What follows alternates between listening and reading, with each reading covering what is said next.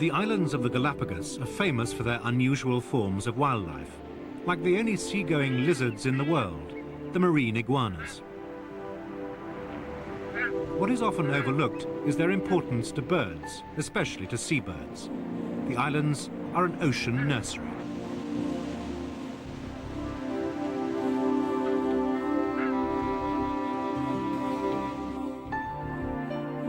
Many of the seabirds of Galapagos are endemic species or subspecies that nest nowhere else in the world.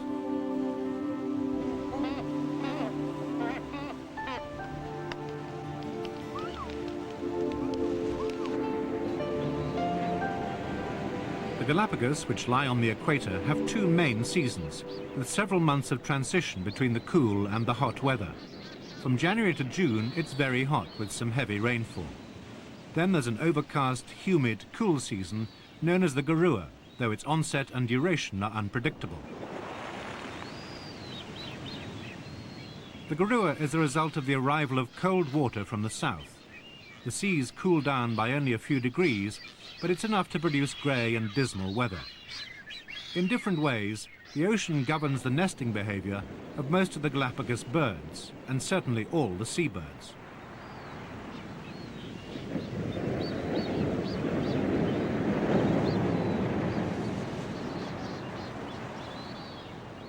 The Galapagos lie in a part of the Pacific where the ocean currents are very complex.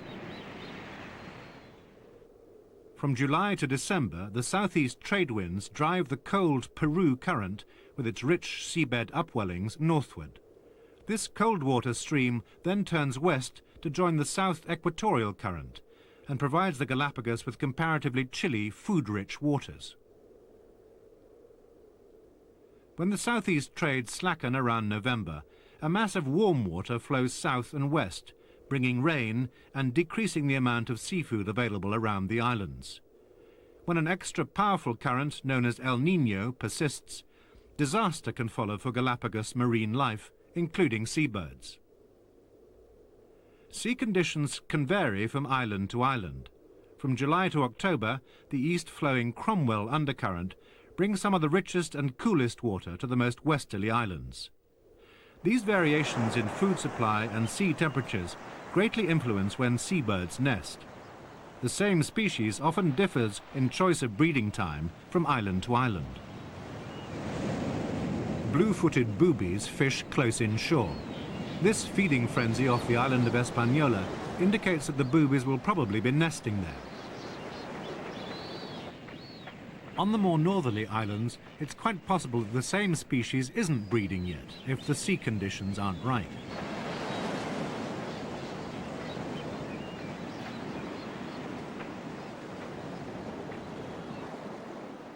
In other parts of the tropical seas, the brown pelican's nesting period is seasonal. The Galapagos subspecies breeds at all times of the year, whenever the sea surface is rich with fish.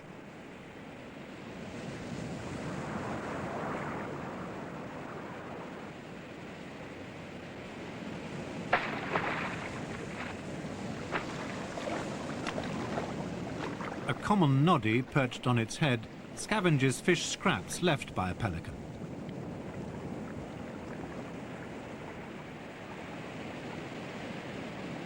Like almost all Galapagos seabirds, the pelican is an opportunist feeder and breeder.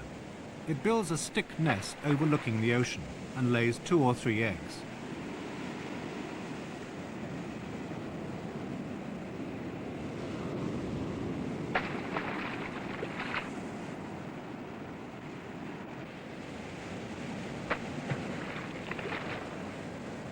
There are only a few Galapagos seabirds with a fixed breeding cycle.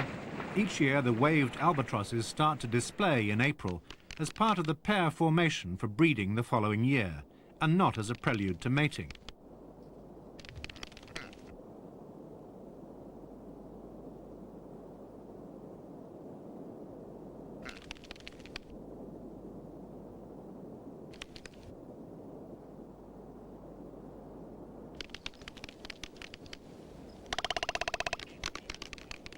Almost the entire population of waved albatrosses, some 12,000 pairs, nest in just one place, the island of Hispaniola. The waved feather pattern gives the albatross its name. There are several reasons why the albatross has a more regular nesting schedule. It arrives on Hispaniola in early April. It needs a lot of time to mate and rear its single chick. By arriving in April, it avoids the 3 hottest months of the year. The timing also ensures that its chick hatches when food is likely to be most plentiful. The waved albatross ranges over vast areas of ocean to find food for its young. So the albatross is far less dependent upon the vagaries of the local currents. But it's by no means immune to them, and some years breeding fails completely.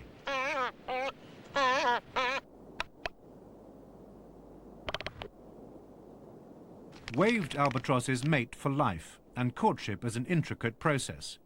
The pairs that arrive on Hispaniola have either bred together previously or formed their bond in the courtship period the year before.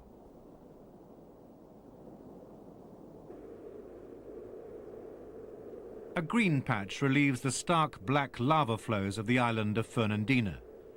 Vegetation is rare on the shorelines of the Galapagos. These are mangroves, and they provide a nursery for the brown pelicans. Mangroves thrive in salt or brackish water. Red mangroves colonize the tide edge, and their stilt roots provide a buffer, preventing erosion of the coast. Their seeds are dispersed by the ocean currents. They're very tenacious and can even survive on apparently inhospitable volcanic shores.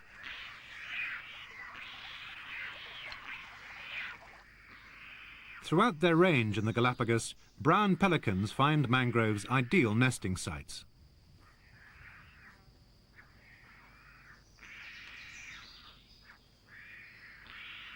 Inshore feeders, like pelicans, find it easier to locate food and expend less energy in catching it. In Galapagos, they generally breed more frequently than the pelagic species, which have to range far and wide in search of food. Galapagos pelicans lay 2 or 3 eggs and often rear them all, but many immature birds die because they have difficulty learning the technique of diving to catch fish.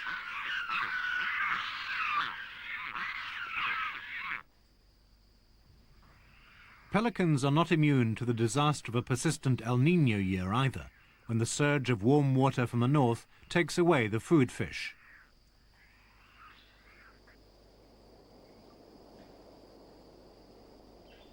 The mangroves also provide a nursery for some of the land and shore birds. This yellow warbler is catching insects to take to its young in a mangrove bush.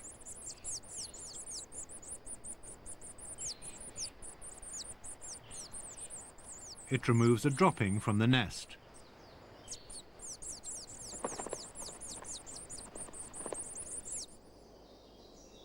The marine environment influences the warbler's breeding behavior.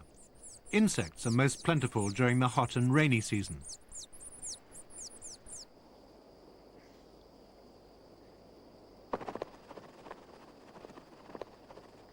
Nesting in the mangroves nearby, the yellow-crowned night heron feeds on crabs, centipedes and beetles. Because it catches insects for its young, it's less affected by the weather and the seas around the islands. This nest originally held 3 chicks. The weakest has been pushed out by its siblings and is dead.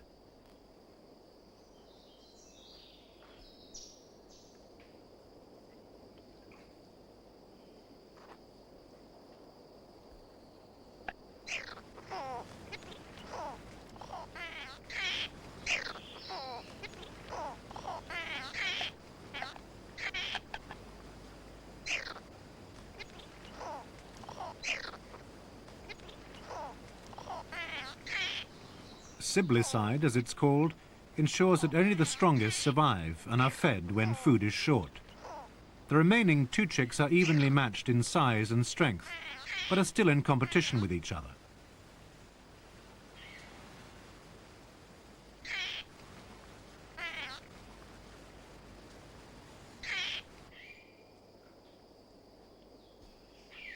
As their name suggests, night herons are mainly nocturnal hunters.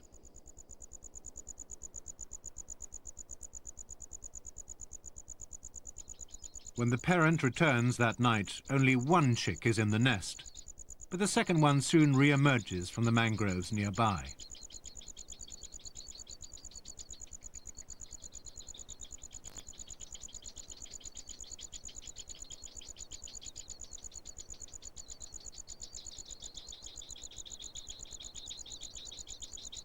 In most cases, 2 chicks do survive and are successfully reared.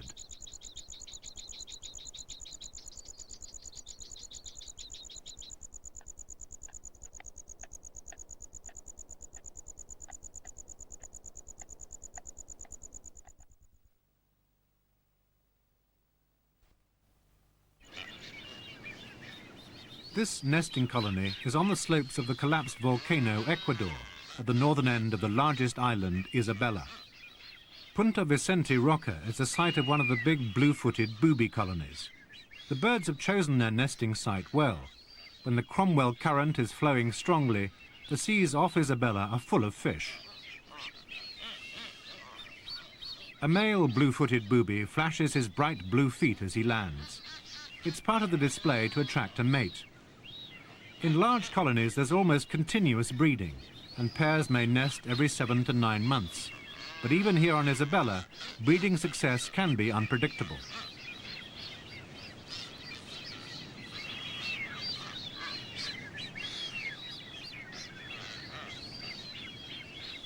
A male sky points to a female. It seems they both use the display of blue feet to assess the value of a potential mate.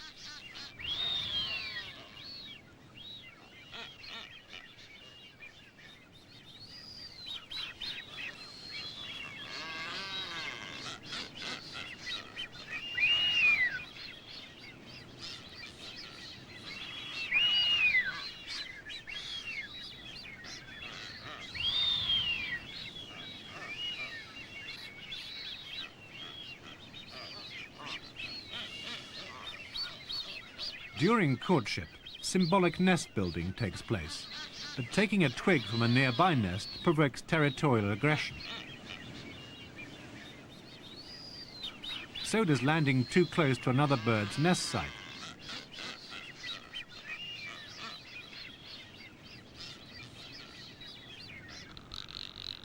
Another island and a different area of the Ocean Nursery. Genovesa lies to the northeast of the archipelago. Its low scrub provides one of the main nesting areas for the great frigate bird. The male frigate's display is as unusual as the blue-footed boobies. It inflates its deep red throat pouch to attract passing females flying overhead.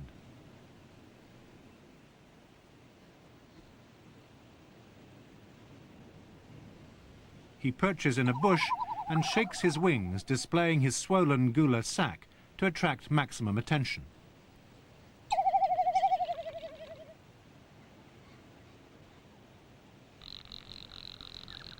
When the male succeeds in attracting a mate, he goes into a frenzy.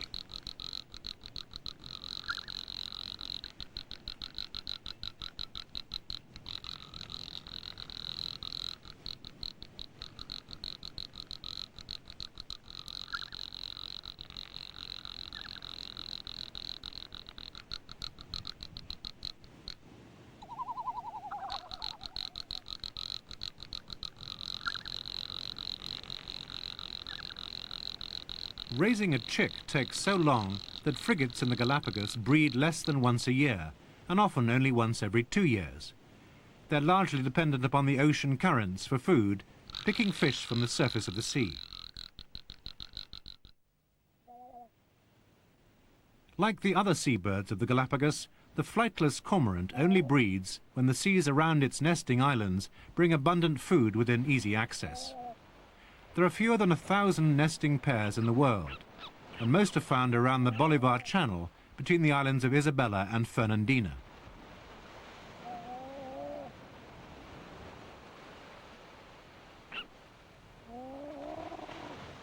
The cormorants raise their young between March and December, with a peak period from April to June. That's when the cold Cromwell current carries most of the food on which the cormorants feed their young.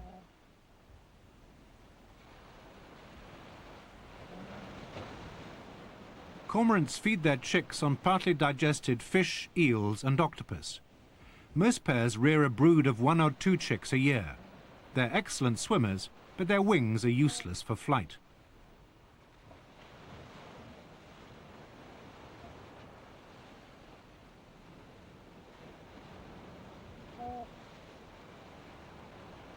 For the first 70 days, both parents bring food or sit on the nest.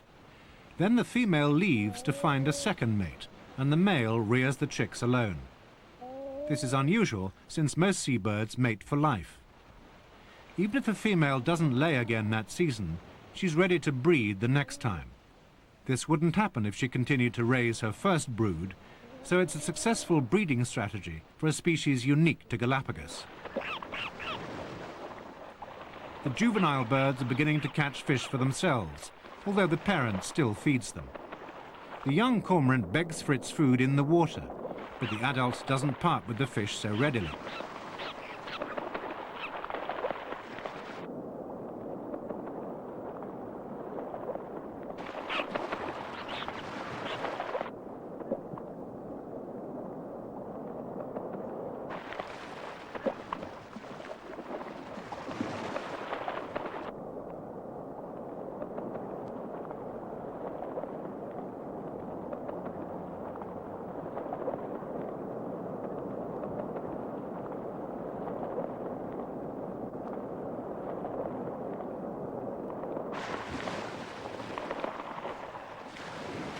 The flightless cormorant has only been closely studied quite recently.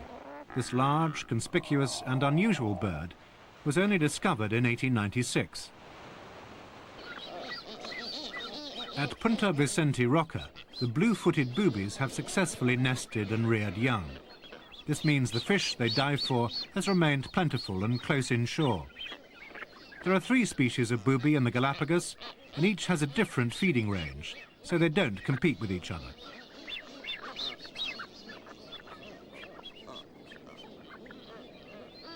Like most of the seabirds that fish close to shore, the boobies lay 2 or 3 eggs and sometimes rear more than one chick.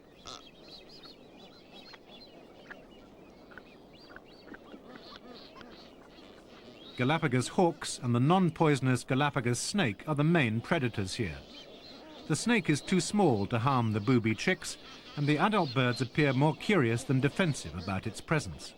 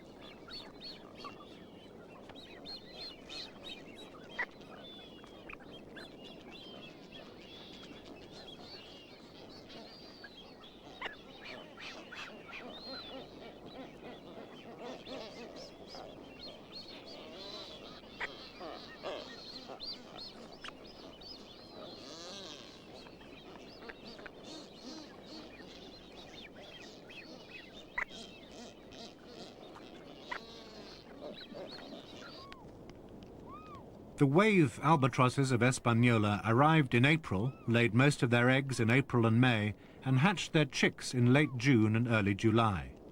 These downy chicks will eventually grow into birds with a 2-meter wingspan.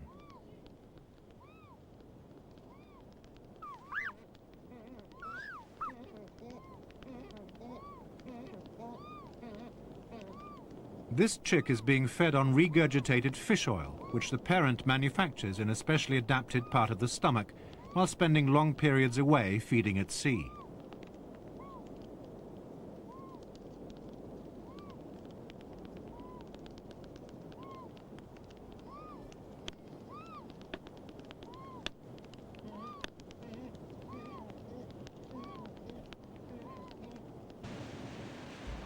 Another pelagic or far-ranging ocean bird nests on Hispaniola. The red-billed tropic bird also nests on some of the other islands, wherever it can find a suitable sea cliff. The tropic bird, like the boobies, is a plunge diver, often dropping from 15 meters to catch fish and squid. It can't walk well on land and flies far away from the islands to make its catches.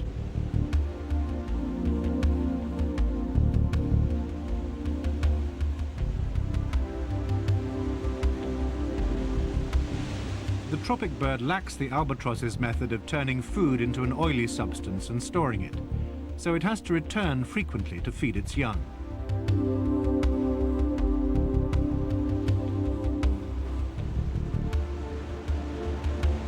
The tropic birds nest throughout the year on the islands of South Plaza and Daphne, with regular peaks of nesting.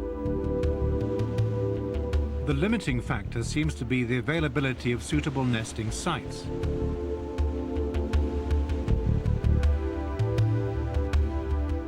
Tropic birds lay a single, very large egg. The chick is brooded for at least 50 days, but once it's fledged, it leaves the nest for good to feed for itself and is completely independent.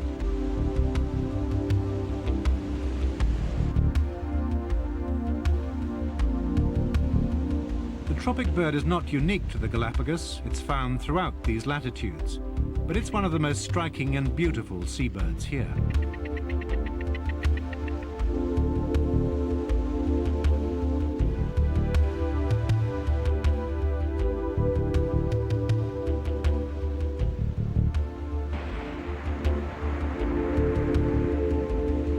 The season for rearing chicks in this unique ocean nursery never comes to an end.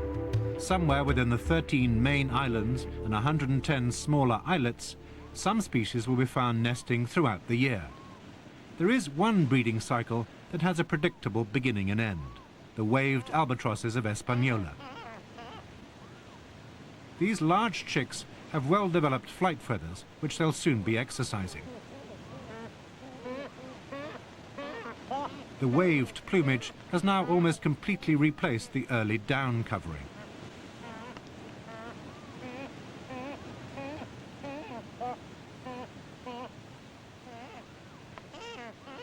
It's about 230 days since this young bird's parents mated and a single egg was laid.